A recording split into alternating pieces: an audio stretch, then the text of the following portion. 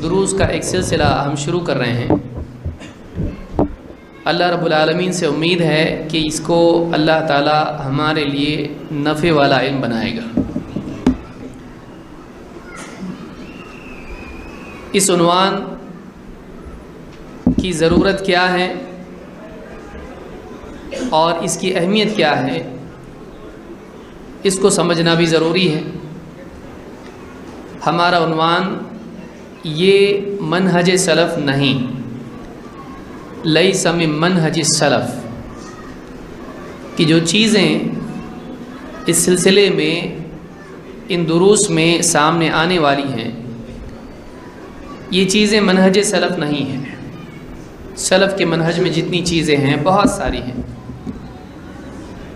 तो जिन चीज़ों का तज़किरा इस उन्वान के तहत आपके सामने आएगा, ये सलफ़ के मनहज में नहीं है। और ये जो मजमुआ है ये उन नसीहतों का मजमुआ है जो शेख मोहम्मद इब्न उमर बाज़मुल हफ़िज़हुल्लाह की नसीहतें हैं, जो फ़िल वक्त मक्का में हैं और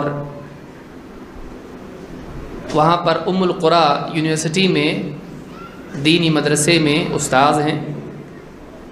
और शेख सालेह अल फौज़ान हाफ़िज़हुल्लाह और इसी तरह से शेख रबी इब्न हादी मदखली इनके शागिर्दों में से हैं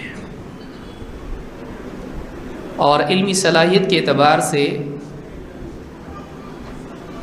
अहले इल्म में मारूफ़ हैं। शेख रबी बीमारी की वजह से जब फ़थुल मजीद के दुरूस जारी नहीं रख सके तो उन्होंने अपनी जगह इनको तय किया था कि ये दर्स देंगे। इस एतबार से इनकी इल्मी सलाहियत, लियाकत और अहले इल्म के नज़दीक इनका एतमाद और एतबार ज़ाहिर होता है। इनकी कुछ नसीहतें हैं जो एक एक करके उन्होंने तलबतुल इल्म में बयान की थी और इनको जमा करके ये सिलसिला हमारा शुरू हुआ है। इंशाअल्लाह इन 40 या 41 नसीहतें हैं जिनमें मनहज सलफ़ के ताल्लुक़ से बातें हैं कि ये चीज़ें जो इसमें तज़किरा जिनका हो रहा है वो मनहज सलफ़ नहीं है। तो पहली चीज़ तो ये मालूम हुई कि उन्वान क्या है और ये किसकी बात है। दूसरी चीज़, इस उन्वान की अहमियत क्या है, इस उन्वान के तहत हम क्यों ये सिलसिला दुरूस का जारी कर रहे हैं। इसकी 3 बुनियादी वजूहात हैं जो मेरे सामने हैं। नंबर 1, हमको ये मालूम हो कि वाकई सलफ़ का मनहज क्या है और क्या नहीं है।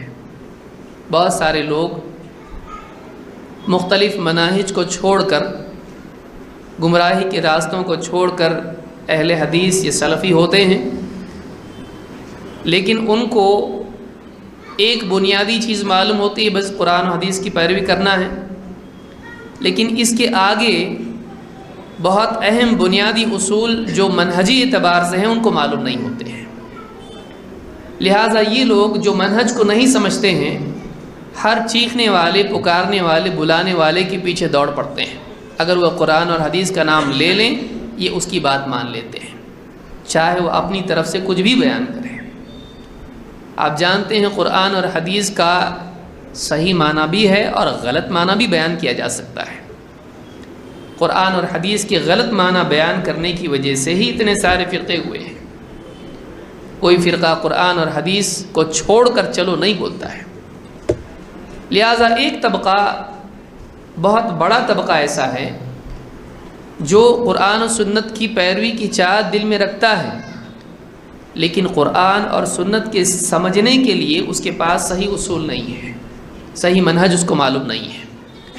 लिहाजा इन दुरूस का एक मकसद ये है कि तलबतुल इल्म को सही मनहज और गलत मनहज मालूम हो। दूसरा मकसद इसका क्या है? दूसरा मकसद इसका ये है कि बहुत सारे लोग मनहज ही का सिरे से इनकार करते हैं। वो कहते भाई कुरान और हदीस हमारे लिए काफ़ी है, یہ منہج تیسری چیز کہاں سے لایا آپ؟ اور قرآن اور حدیث کے مقابلے میں صحابہ کی بات ہم نہیں مانیں گے، بلکہ سرے سے ہم صحابہ کی بات کو تسلیم ہی نہیں کریں گے، ایسا بھی طبقہ ہے۔ ہمارے لیے قرآن اور حدیث کافی ہے۔ اللہ اور اس کے رسول کے آگے یا اللہ اور اس کے رسول کو کے علاوہ ہم کسی اور کی نہیں مانتے ہیں، بس جو بھی ہے وہ قرآن اور حدیث، سلف نہیں۔ ایسے لوگوں کے لیے یہ دروس ہیں جن سے وہ سمجھیں کہ واقعی سلف کا منہج بھی ضروری ہے، اور سلف کا منہج کیا ہے، اس کی کیا اہمیت ہے، اس کی کیوں ضرورت ہے، خصوصاً اس دور میں جس میں اختلافات بہت بڑھ گئے ہیں۔ اور اللہ کے نبی صلی اللہ علیہ وسلم نے، جیسا کہ آپ دیکھیں گے، اختلاف کے دور ہی میں سلف کے منہج کی پیروی کی تلقین کی تھی۔ ایک ایک دلیل ہمارے سامنے آئے گی، جب اس پر ہم صحیح طور سے غور کریں گے تو سمجھ میں آ جائے گا۔ تو دوسری وجہ یہ ہے کہ بہت سارے لوگوں کے نزدیک منہج سلف کی سرے سے اہمیت نہیں ہے، بلکہ بعض لوگ اس کا انکار کرتے ہیں، اس کو ضروری نہیں سمجھتے بلکہ اس کو چھوڑتے ہیں۔ ان کے سامنے سلف کے منہج کی اہمیت واضح ہو، اس کے لیے بھی یہ دروس ہے۔ یہ ہوئی دوسری وجہ۔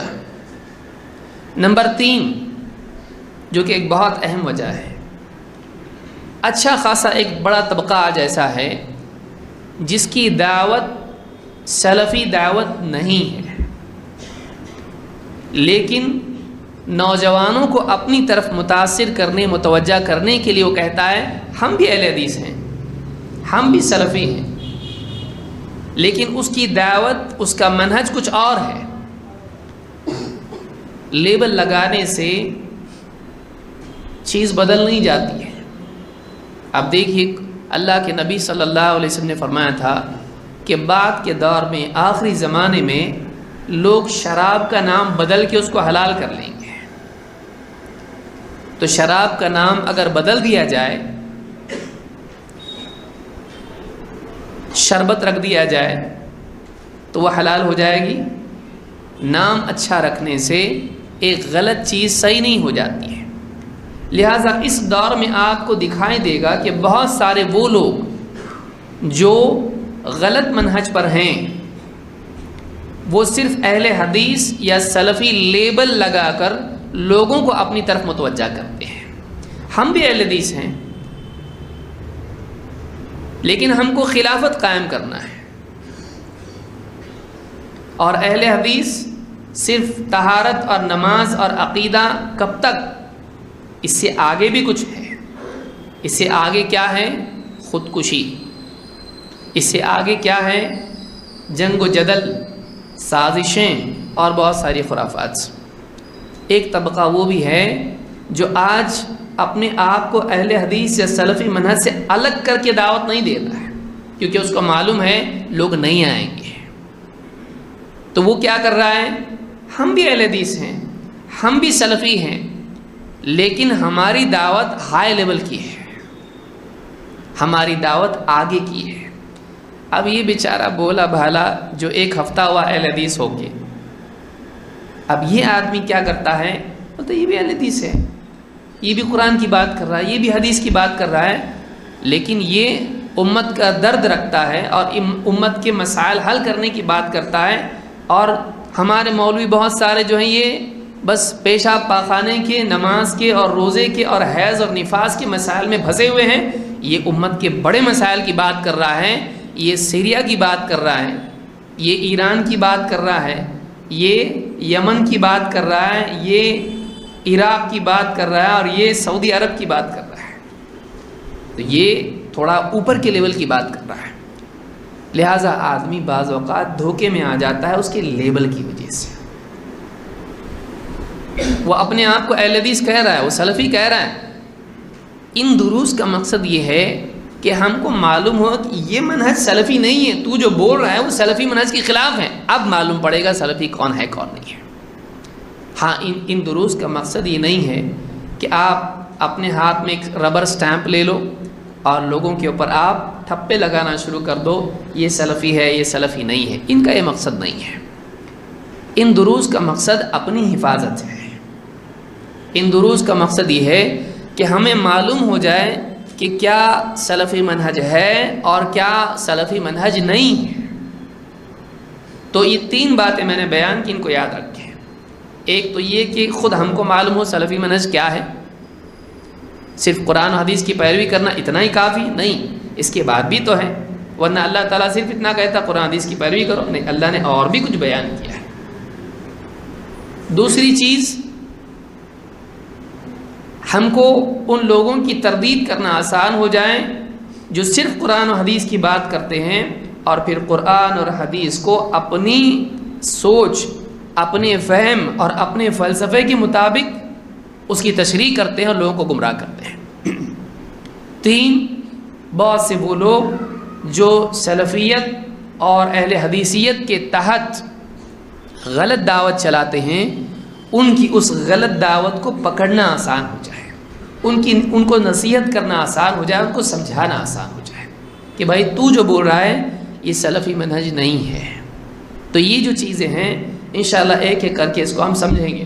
جو نوٹس آپ کے سامنے ہیں اس میں صرف نصیحتیں ہیں، ان کی دلیلیں اور تفصیلی باتیں ایک ایک کر کے ایک ایک درس میں آئیں گے۔ میرا ارادہ تو یہ تھا کہ ایک ایک بات پر پورا مستقل ایک درس ہو، لیکن جب میں نے حساب لگایا اس میں تو آپ دیکھیں گے اگر 40 درس اس پہ ہوتے ہیں کم سے کم، اگر ایک درس 2 نہ بنے تو 40 درس کے لیے تقریباً پونا سال نکل جاتا ہے، بلکہ 1 سال کے قریب ہو جاتا ہے۔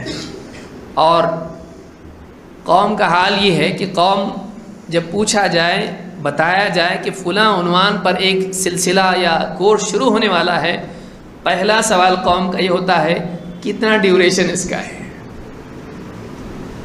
تو اس وجہ سے میں نے سوچا کہ نہیں، اس کو زیادہ طویل نہیں کریں گے بلکہ اس کو مختصر ہی رکھیں گے اور کوشش کریں گے کہ 2-3 مہینوں میں یہ مکمل ہو جائے۔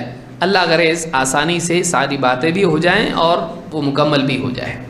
اور اس کے بعد اور بھی انشاءاللہ سلسلہ شروع ہوگا خوارج کے سلسلے میں، یا اسی طرح سے اور بھی عناوین ہیں عقیدے کے، انشاءاللہ ان کو بھی ہم دیکھیں گے۔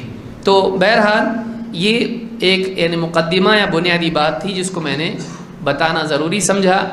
اور یہ منہج سلف نہیں، لیس من منہج السلف، اس عنوان کے تحت ہم کچھ برائیاں دیکھیں گے جس سے معلوم ہوتا ہے کہ یہ چیزیں سلف کے منہج میں سے نہیں ہیں۔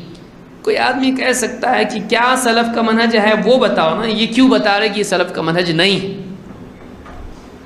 تو اس کا جواب یہ ہے کہ آپ جانتے ہیں کہ کیا صحیح ہے یہ جاننا جہاں ضروری ہے، وہیں یہ جاننا بھی ضروری ہے کہ کیا صحیح نہیں ہے۔ اللہ تعالیٰ نے قرآن کریم میں امت کے بارے میں کیا فرمایا؟ تأمرون بالمعروف وتنہون عن المنکر، تم بھلائی کی تاکید کرتے ہو اور برائی سے روکتے ہو۔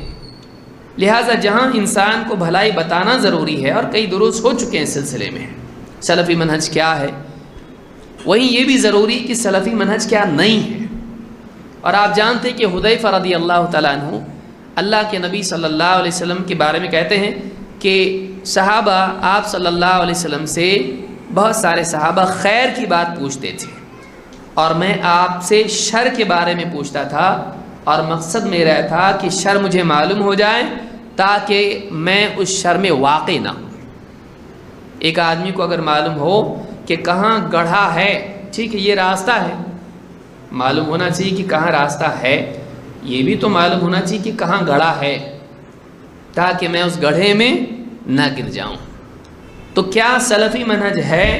جہاں یہ معلوم ہونا ضروری ہے وہیں یہ معلوم بھی ہونا ضروری ہے کہ کیا سلفی منہج نہیں ہے، تاکہ کہیں ایسا نہ ہو کہ ہم دھوکے میں رہیں، ایک چیز کو سلفی منہج ہم سمجھتے رہیں اور وہ معلوم پڑے کہ وہ منہج ہمارا ہے ہی نہیں، ایک چیز کو ہم حق مانتے رہیں اور بعد میں پتہ چلے زندگی ہماری گزر جائیں اور اخیر میں جا کے معلوم ہو کہ ہم جس کے اوپر محنت کرتے رہیں وہ صحیح نہیں تھا، وہ غلط منہج تھا۔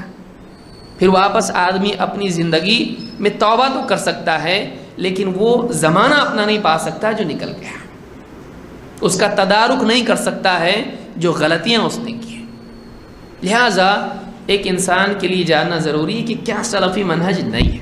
ضمناً ہم اس میں دیکھتے چلے جائیں گے کہ یہ منہج سلفی نہیں ہے اور یہ سلف کا منہج ہے، تاکہ بات اپنی جگہ مکمل ہو جائے۔ ٹھیک ہے، آئیے شروع کرتے ہیں۔ نمبر 1، پہلی چیز یہ ہے، شیخ محمد ابن عمر بازمل حفظہ اللہ فرماتے ہیں، اور پہلا نقطہ یہ ہے کہ سلف کا منہج کیا ہے، منہج سلف کیا ہے، اس کے معنی کیا ہیں اور اس کی اہمیت کیا ہے۔ منہج سلف کے معنی کیا ہے، یعنی منہج کا مطلب کیا ہے، سلف کا مطلب کیا ہے، سلف کا منہج اس کا مطلب کیا ہے اور اس کی اہمیت کیا ہے۔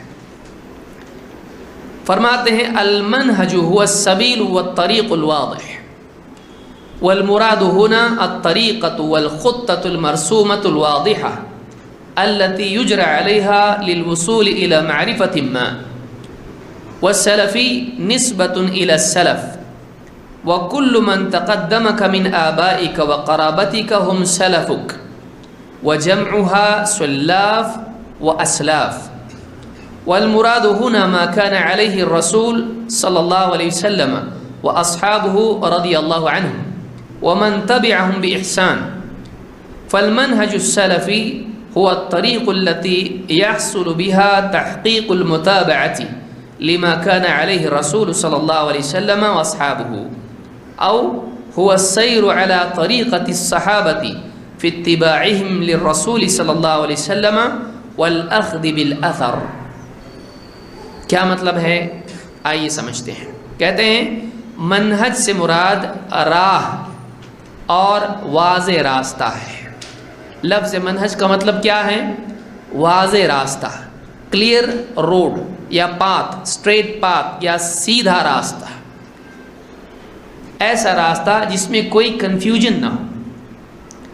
یہاں کہتے ہیں یہاں منہج سے مراد وہ طرز عمل اور طے شدہ واضح خاکہ ہے جس کے ذریعے کسی چیز کی معرفت تک پہنچنے کے لیے چلا جائے، اور سلفی سلف کی طرف نسبت ہے۔ سلفی کا مطلب ہوتا ہے جس کا رشتہ تعلق نسبت سلف سے ہو، تمہارے آبا و اجداد میں سے جو لوگ تم سے پہلے گزر گئے وہ تمہارے سلف ہیں، اور اس کی جمع سلاف اور اسلاف ہے۔ یہاں سلفی منہج سے مراد وہ راستہ ہے جس پر رسول صلی اللہ علیہ وسلم اور آپ کے صحابہ اور وہ لوگ تھے جنہوں نے ان صحابہ کی بہترین طور پر پیروی کی۔ لہٰذا سلفی منہج وہ طریقہ ہے جس کے ذریعے نبی صلی اللہ علیہ وسلم اور آپ کے صحابہ کی حقیقی پیروی ہو سکے، یا یوں کہیے کہ رسول صلی اللہ علیہ وسلم کی پیروی کرنے اور آپ صلی اللہ علیہ وسلم کے نقش قدم پر چلنے کے سلسلے میں صحابہ کرام کے طریقے پر چلنے کا نام سلفی منہج ہے۔ یہ سلفی منہج کا یا اس کی تعریف یا اس کا ایکسپلینیشن یا ڈیفینیشن اس کی ہے، اس کے معنی و مراد ہے۔ آئیے اس کو ہم سمجھنے کی کوشش کرتے ہیں تفصیل کے ساتھ میں۔ نمبر 1، لفظ منہج کے کیا معنی ہے۔ عربی زبان میں منہج کا لفظ واضح راستے کے لیے آتا ہے، اور کئی الفاظ ہیں، منہج، نہج اور منہاج، یہ تینوں لفظ اس میں ہیں، منہج، منہاج اور نہج۔ قرآن کریم میں یہ لفظ آیا ہے۔ اللہ تعالیٰ سورہ المائدہ آیت نمبر 48 میں فرماتا ہے لِكُلٍّ جَعَلْنَا مِنْكُمْ شِرْعَةً وَمِنْهَاجًا، لِكُلٍّ جَعَلْنَا مِنْكُمْ شِرْعَةً وَمِنْهَاجًا، ہم نے تم میں سے ہر ایک کے لیے، مختلف قومیں گزری، مختلف امتیں گزری، ہم نے ہر ایک کے لیے شرع اور منہاج مقرر کی ہے۔ یہاں پر اللہ تعالیٰ نے منہاج کا لفظ ذکر کیا ہے، قرآن کریم میں لفظ منہاج آیا ہے۔ ابن عباس رضی اللہ تعالیٰ عنہ اس آیت کی تفسیر میں فرماتے ہیں شرعتاً و منہاجا کے مطلب ہے، کہتے ہیں سبیلاً و سنہ۔ شرع کے معنی سبیل کے ہیں اور منہاج کے معنی سنہ کے ہیں۔ سنت کا کیا مطلب ہوتا ہے؟ السنت المسلوک، یا سنہ کے معنی ہوتے ہیں الطریق المتبع یا الطریقۃ المسلوکہ، ایسا راستہ جس پر چلا گیا ہو یا چلا جائے، جس پر کوئی چلا ہو اس راستے کو سنت کہتے ہیں۔ اور سبیل یہ شرعہ کے لیے ہوتا ہے، شرعۃ و منہاج ہے، تو منہاج کے معنی ہوتے ہیں ایسا راستہ جس پر کوئی چلا ہو، ایسا واضح راستہ جس پر چلنا چاہیے۔ ابن عباس اس کی تفسیر سبیل و سنہ کے طور پر کرتے ہیں۔ ابن الاثیر کہتے ہیں والنہج الطریق المستقیم، نہج کے معنی سیدھے راستے کے ہوتے ہیں۔ تو نہج کا لفظ منہج اور منہاج ہی کے معنی میں آتا ہے، اور اس کا مطلب ہوتا ہے سیدھا راستہ۔ تو اس سے ایک چیز سیکھ لیں کہ منہج کے معنی سیدھے اور واضح راستے کے ہوتے ہیں، ایسا راستہ جس پر چلا جائے جو سیدھا ہو اور جس میں کسی قسم کی کوئی تلبیس نہ ہو، کنفیوژن نہ ہو، اس میں کوئی کنفیوژن نہ ہو۔ النہایہ فی غریب الحدیث والاثر میں ابن الاثیر نے یہ معنی بیان کیے ہیں۔ حدیث میں بھی یہ لفظ آیا ہے، مسند احمد کی حدیث میں اللہ کے نبی صلی اللہ علیہ وسلم فرماتے ہیں تکون النبوۃ فیکم ما شاء اللہ ان تکون، تمہارے درمیان نبوت رہے گی جب تک کہ اللہ چاہے اس کو باقی رکھے گا۔ اللہ کے نبی صلی اللہ علیہ وسلم لوگوں کے درمیان رہے، آپ نے فرمایا نبوت تمہارے درمیان رہے گی جب تک اللہ چاہے گا۔ ثم يرفعها اذا شاء ان يرفعها، پھر اللہ تعالیٰ جب چاہے گا کہ اسے اٹھا لیں، اللہ اٹھا لے گا۔ صحابہ موجود تھے اور اللہ کے نبی صلی اللہ علیہ وسلم کو اللہ تعالیٰ نے موت دی، آپ کی وفات ہوئی۔ جب تک اللہ نے چاہا آپ رہے، پھر اللہ نے آپ کو وفات دے کر اپنے پاس بلا لیا۔ ثم تکون خلافۃ علی منہاج النبوہ، پھر نبوت کے بعد کیا ہوگا؟